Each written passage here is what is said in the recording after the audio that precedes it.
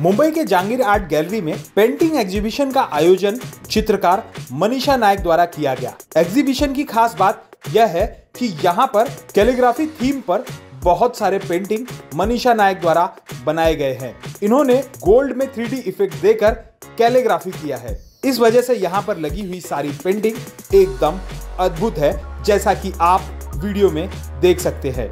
यही वजह है कि इस शो को एक हफ्ते और एक्सटेंड कर दिया गया है। इस कार्यक्रम की तैयारी पिछले 2 सालों से मनीषा नायक ने की हुई थी और आज नतीजा यह है कि कितने खूब सारे पेंटिंग्स यहाँ पर लगे हुए हैं।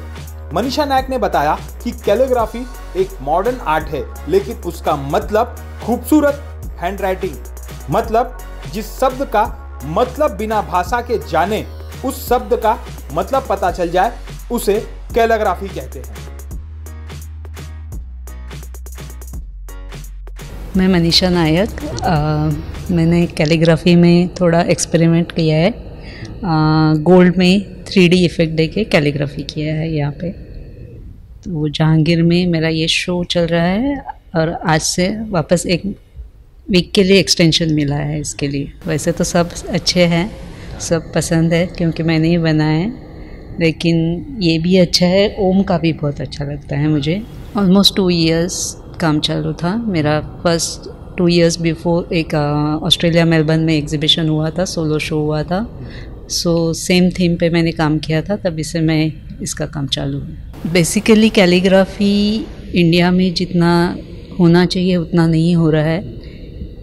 कैलीग्राफी मीन्स लैंग्वेज अलग अलग लैंग्वेज अपने इंडिया में बहुत सारे हैं, लेकिन उतने सबको पता नहीं है।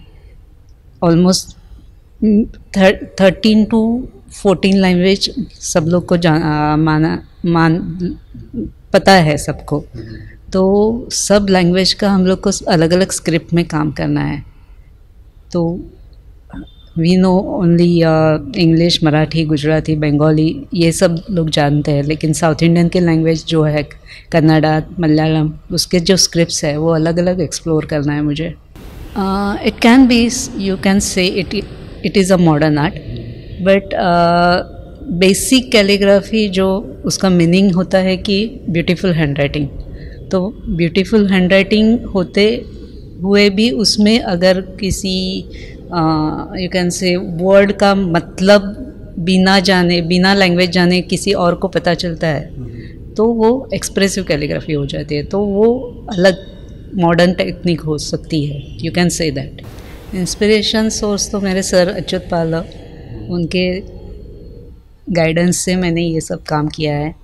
और कैलीग्राफी में मज़ा आता है जब यहाँ आप किसी वर्ड को एक्सप्रेसिवली कागज़ पे या किसी कैनवास पे प्रेजेंट करते हैं, तो डिफरेंट लुक हो जाता है उसका। कैलीग्राफी जनरली लोगों को कैलीग्राफी का मतलब यही मालूम है कि अच्छे ब्यूटीफुल राइटिंग है। तो beautiful writing as it is है ही, लेकिन उसका यूज़ करने का अलग तरीका मैंने यहाँ पे दिखाया है कि किसी शेप को एनहांस करके उसका as a painting you can present है। तो ज़रूरी नहीं है कि खाली कुछ सेंटेंस ले लो, कुछ वर्ड्स ले लो और लिख लो पेन से, कटनिप से, जो टूल्स है कैलीग्राफी के उसी से आप लिखो, ऐसा कुछ नहीं है। आप वही स्ट्रोक्स को कुछ एक नया अंदाज दे सकते हो। पुराने ज़माने में होता था, लेकिन ये इसका थोड़ा मॉडर्न टच है। तभी proper basic calligraphy words, calligraphy writing use करके बाइबल के पेजेस देखे जाए तो उसका जो फर्स्ट लेटर था वो बड़ा करके उसमें ड्राइंग करके उसको ड्रॉप लेटर बोलते हैं, और बाद में नॉर्मल पूरा उसका पैराग्राफ लिखा जाता था। तो एज अ पेंटिंग वो बाइबल के पेजेस है, या आप पोथी जो देखते हैं तो उसमें जो लिखते हैं तो वो सिंपल लिखते थे, लेकिन कहीं एक डॉट दिया, कहीं एक छोटा सा मोटिव बनाया। तो as a presenting that art, तो वैसे हो जाता था उसका। नहीं, आप कैलीग्राफी सीखो, वो तो मैं बताऊंगी, क्योंकि ये हर एक आदमी का नेचर उभर के आता है उसमें। लिखना तो सबको आता है, लेकिन बहुत अच्छी तरह से लिखना ये आना चाहिए सबको। और अपने इंडिया में इतने सारे लैंग्वेजेस हैं, तो हर एक लैंग्वेज का अलग स्क्रिप्ट है। उसको अगर हम लोग वर्ल्ड में जाएं तो देखा जाए तो वर्ल्ड में इतने सारे लैंग्वेजेस नहीं बोले जाते हैं, इतने सारे स्क्रिप्ट्स नहीं है। So we are rich in that sense कि India is very rich in script. So हम लोग को वर्ल्ड में ये अपने इंडिया को प्रेजेंट करना चाहिए।